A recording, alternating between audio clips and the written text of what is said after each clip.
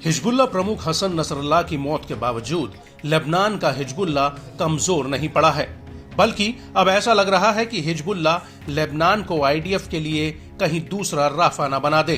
वो राफा जिसे आईडीएफ के लिए मौत का जाल कहा गया, जिसमें जो भी इजरायली सैनिक जाता वो मौत के जाल में फंस जाता।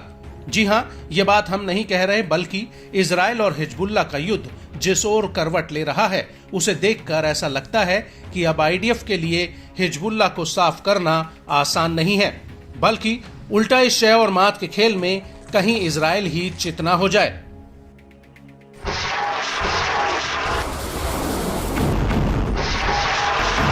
वो इसलिए क्योंकि लेबनान में आईडीएफ के लिए एक एक दिन अपनी मौत का दिन साबित हो रहा है और अब दक्षिणी लेबनान में हिजबुल्लाह के साथ जंग में आईडीएफ के 5 और सैनिक मारे गए हैं, जबकि 37 जवान घायल हुए हैं। मीडिया रिपोर्ट्स के मुताबिक इन सैनिकों की मौत 2 घटनाओं में हुई।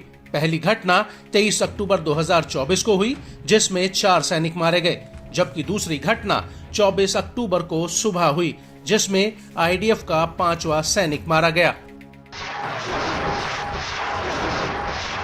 इजरायली मीडिया के मुताबिक 4 सैनिकों की मौत इजराइल के जारिद सेटलमेंट के उस पार दक्षिणी लेबनान में हिजबुल्लाह के साथ एक झड़प में हुई और इस झड़प में कारमेल ब्रिगेड के 4 सैनिक मारे गए और यहीं पर इसी ब्रिगेड के अतिरिक्त 4 सैनिक भी गंभीर रूप से घायल हो गए।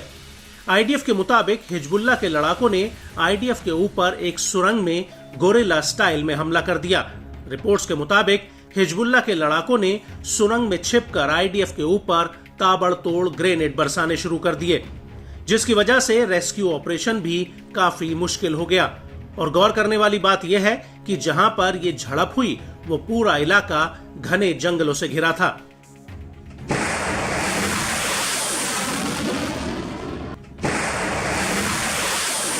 इजरायली मीडिया की माने तो 37 में से 30 घायल सैनिकों को सफाद के जीव हॉस्पिटल में भर्ती कराया गया, जबकि बचे हुए 7 जवानों को हाइफा के रामबान अस्पताल में भर्ती किया गया।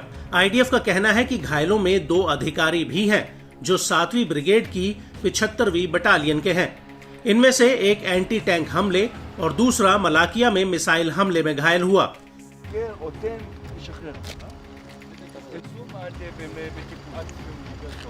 यहाँ पर आपको ये भी बता दें कि इन हमलों को लेकर हिजबुल्लाह ने बड़ा दावा किया है।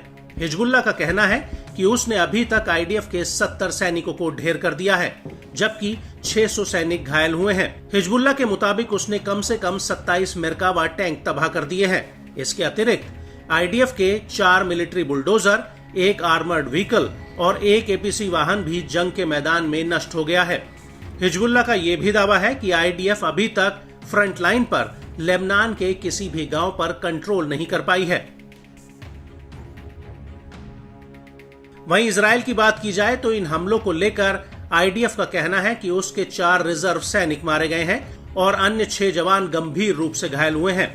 मृतकों में एक सैनिक ओकेस कैनाइन यूनिट का था, जिसकी मौत 24 अक्टूबर 2024 को हुई।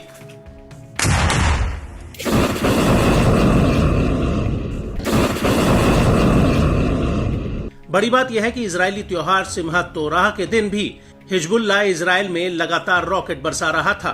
हालांकि आईडीएफ का दावा है कि उसने पिछले महीने में हिजबुल्लाह के 3200 टारगेट्स पर हमला किया और 24 अक्टूबर को भी आईडीएफ ने दक्षिणी लेबनान के दाहिये में भीषण बमबारी की।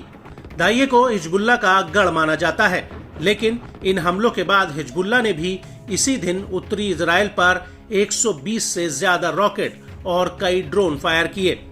टाइम्स ऑफ इजराइल के मुताबिक इसमें से कई रॉकेट कारमेल शहर की रिहायशी इमारतों पर जाकर गिरे हैं, जिनमें भारी नुकसान हुआ है। लेकिन इस घटना को लेकर आईडीएफ का कहना है कि कारमेल इलाके पर 5 रॉकेट दागे गए थे, जिन्हें एयर डिफेंस ने इंटरसेप्ट कर लिया।